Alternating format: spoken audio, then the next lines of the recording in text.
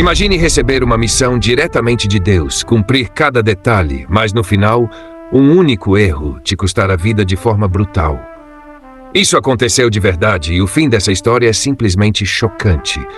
Esse homem era um profeta escolhido pelo próprio Deus, alguém que ouviu a voz divina e obedeceu quase completamente. Mas então, por que ele foi punido de maneira tão assustadora? O que ele fez de tão grave para merecer um destino tão cruel? Você não vai acreditar no que aconteceu com ele depois. Mas para entender essa história, precisamos voltar ao momento em que tudo começou a dar errado. O reino de Israel estava mergulhado na idolatria.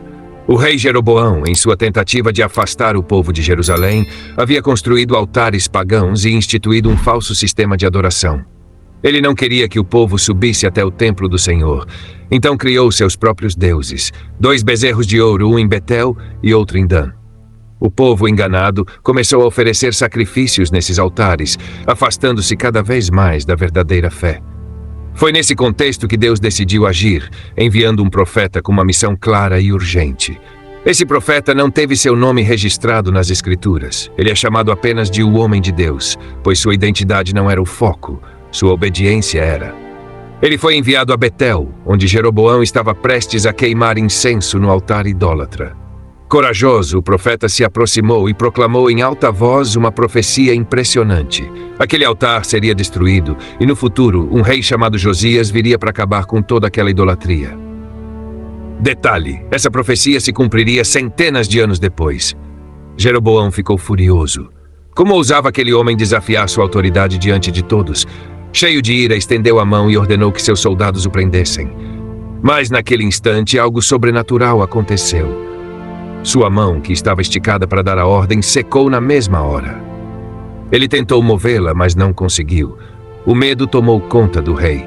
Para piorar, naquele mesmo momento, o altar se rachou e as cinzas se espalharam, exatamente como o profeta havia dito. O pânico tomou conta dos presentes. O rei, desesperado, mudou de postura. Agora, em vez de mandar prendê-lo, implorava por misericórdia. Ore ao seu Deus por mim para que minha mão volte ao normal, pediu. O profeta, movido por compaixão, orou, e o milagre aconteceu. A mão do rei foi restaurada. Impressionado, Jeroboão quis recompensá-lo. Venha comigo ao palácio, coma comigo e eu lhe darei um presente. Mas aqui entra um detalhe crucial. Deus já havia dado uma ordem muito clara ao profeta. Ele deveria ir a Betel, entregar a mensagem e depois voltar por outro caminho. Não deveria comer, beber ou aceitar a hospitalidade de ninguém naquele lugar. Essa ordem parecia simples, mas Deus estava testando sua fidelidade. Sem hesitar, o profeta recusou o convite do rei. Mesmo que me ofereça metade do seu reino, eu não posso aceitar. O Senhor me ordenou que não comesse pão, não bebesse água e não voltasse pelo mesmo caminho. Obediente, o homem de Deus partiu de Betel. Ele havia completado sua missão com coragem e fidelidade. Ele achava que a parte difícil da missão já havia passado, mas não sabia que o verdadeiro teste estava apenas começando. O homem de Deus havia cumprido sua missão com coragem. Ele enfrentou um rei poderoso, entregou a mensagem de Deus e resistiu à tentação de aceitar recompensas. Mas agora, sozinho na estrada, ele parou para descansar debaixo de uma árvore. Ele não sabia, mas esse momento de pausa seria fatal. Enquanto isso, em Betel, um velho profeta ouviu seus filhos contando tudo o que havia acontecido no altar. A profecia, o milagre, a mão seca e restaurada do rei, tudo isso despertou seu interesse. Quem era esse homem de Deus? Como ele recebeu tamanha revelação? Motivado pela curiosidade, pelo zelo, ou talvez até pela inveja, o velho profeta montou em seu jumento e foi atrás dele. Depois de algum tempo, ele o encontrou sentado à sombra de uma árvore, cansado da longa viagem. Se aproximou e fez um convite aparentemente inofensivo. Venha comigo para minha casa e coma pão. O homem de Deus, ainda firme na ordem divina, recusou imediatamente. Não posso. O Senhor me ordenou que não comesse pão nem bebesse água neste lugar e que voltasse por outro caminho. Mas o velho profeta insistiu e dessa vez usou uma estratégia diferente. Ele mentiu. Mas eu também sou profeta como você, e um anjo me disse por ordem do Senhor que eu devo trazê-lo à minha casa para que coma e beba. O homem de Deus hesitou. Ele havia sido tão fiel até agora. Mas essa nova informação o confundiu. Afinal, aquele homem também dizia ser profeta. E se Deus realmente tivesse mudado a ordem? Mas havia um problema: Deus nunca muda sua palavra sem deixar isso claro. O homem de Deus deveria ter confiado no que o Senhor lhe falou diretamente. Mas, cansado, vulnerável e talvez se sentindo sozinho, ele cedeu. Levantou-se, seguiu o velho profeta e entrou em sua casa. Sentou-se à mesa, comeu pão e bebeu água. Parecia um simples jantar, mas naquele momento ele estava assinando sua própria sentença de morte. Foi então que algo assustador aconteceu. No meio da refeição, o velho profeta recebeu de fato uma mensagem do Senhor, mas dessa vez era real. Seus olhos se arregalaram e em tom sombrio ele declarou: "Assim diz o Senhor, porque você desobedeceu à palavra de Deus e voltou para comer e beber neste lugar, seu corpo não será sepultado com seus antepassados." Silêncio. O homem de Deus parou de mastigar. O peso daquelas palavras caiu sobre ele como um fardo insuportável. Ele entendeu o que havia feito. Ele havia falhado no teste. Sem dizer uma palavra, o homem de Deus se levantou, preparou seu jumento e partiu. Mas agora ele não estava simplesmente voltando para casa. Ele estava indo ao encontro de seu destino. E ele não sabia que seria sua última viagem. O homem de Deus montou em seu jumento e seguiu viagem. O silêncio da noite parecia mais pesado do que nunca. Sua mente estava cheia de pensamentos. Ele havia sido tão cuidadoso, recusou a comida do rei, obedeceu a Deus até aquele momento, mas cedeu diante das palavras de um homem que dizia falar em nome do Senhor. E agora, cada passo do jumento parecia ecoar como um lembrete de sua falha. Ele havia desobedecido a uma ordem direta de Deus. Mas será que havia tempo para arrependimento? Será que o Senhor lhe daria outra chance? Ele não sabia. O que ele não imaginava era que seu destino já estava selado. Enquanto isso, na casa do velho profeta, um peso terrível caiu sobre ele. Ele sabia que havia enganado o homem de Deus, mas agora era tarde demais. O Senhor havia falado e a sentença já havia sido decretada. No caminho, algo assustador aconteceu. Do nada, um leão feroz surgiu da escuridão.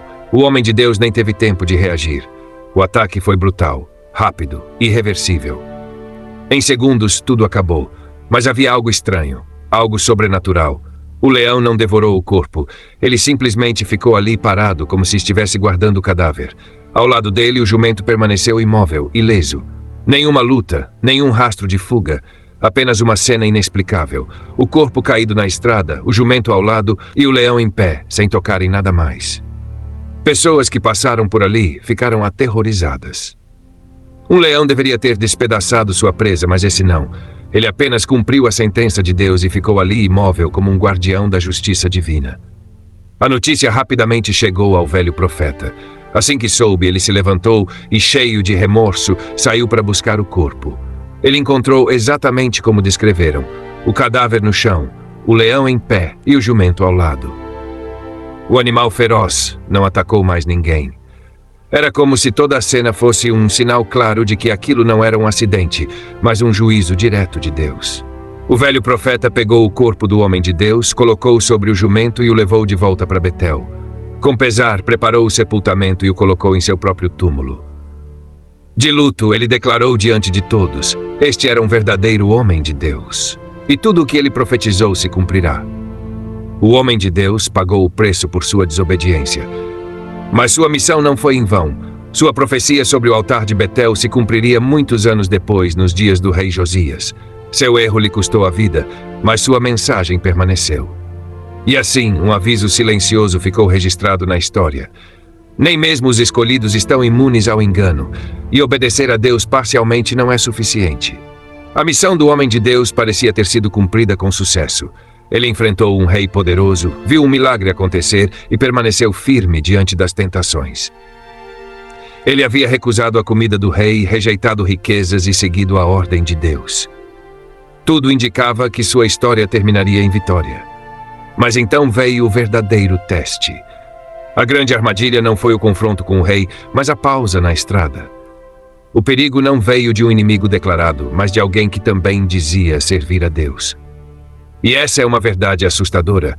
Muitas vezes, nossa maior prova não vem no momento da luta, mas no momento do descanso. O homem de Deus relaxou. Ele acreditou que sua missão já havia terminado e que poderia baixar a guarda. Mas foi exatamente nesse momento que o engano entrou. Quantas vezes acontece o mesmo conosco? Depois de vencer um grande desafio, achamos que estamos seguros, que nada mais pode nos atingir. Mas é quando estamos confiantes demais que nos tornamos vulneráveis. Foi assim com Davi, que venceu gigantes no campo de batalha, mas caiu no pecado quando estava em casa, no conforto de seu palácio. Foi assim com Sansão, que derrotou exércitos inteiros, mas se tornou fraco quando confiou na pessoa errada. E foi assim com o homem de Deus. Ele venceu quando estava diante do rei, mas falhou quando achou que estava sozinho.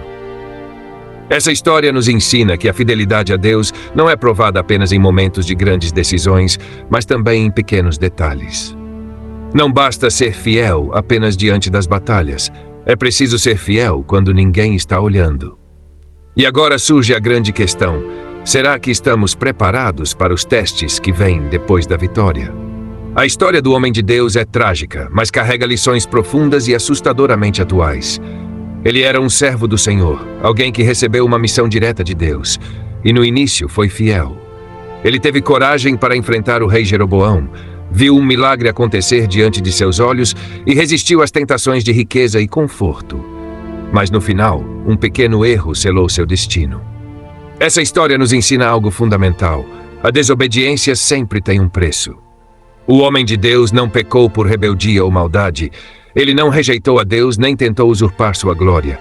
O que ele fez foi algo que muitos de nós já fizemos. Acreditou em uma mentira aparentemente inofensiva. Ele deu ouvidos a um profeta que dizia falar em nome de Deus, mas que na verdade o enganou. E aqui está a segunda lição: o engano pode vir de onde menos esperamos. O homem de Deus resistiu à oferta de um rei poderoso, mas caiu diante das palavras de um velho profeta. Isso nos faz pensar: quantas vezes aceitamos mensagens erradas porque elas vêm de pessoas aparentemente espirituais?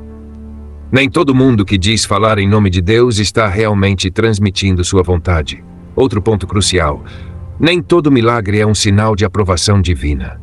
O leão que matou, mas não devorou, foi um sinal claro do julgamento de Deus. Aquele evento sobrenatural, mas não para mostrar bênção, e sim correção. Isso nos ensina que não podemos basear nossa fé apenas em sinais e maravilhas. O verdadeiro critério sempre será a palavra de Deus. Agora pense bem: se até um profeta escolhido pode cair no engano e ser punido, imagine nós. Quantas vezes Deus nos dá direções claras, mas acabamos desviando por influência de outras vozes? Quantas vezes deixamos de obedecer completamente porque achamos que um pequeno detalhe não fará diferença? O homem de Deus perdeu a vida, mas sua história nos deixa um alerta eterno: a obediência parcial é desobediência. Não basta começar bem, precisamos permanecer fiéis até o fim. E você? Já parou para pensar em quais vozes tem escutado? Será que tem dado ouvidos a mensagens erradas, achando que vem de Deus? Chamada para a ação. Se essa história te impactou, compartilhe com alguém que precisa ouvir essa mensagem. E se você quer aprender mais sobre as grandes histórias da Bíblia, se inscreva no canal agora mesmo. Ative o sininho para não perder nenhum vídeo, deixe o like e comente sua opinião sobre essa história. Nos vemos no próximo vídeo.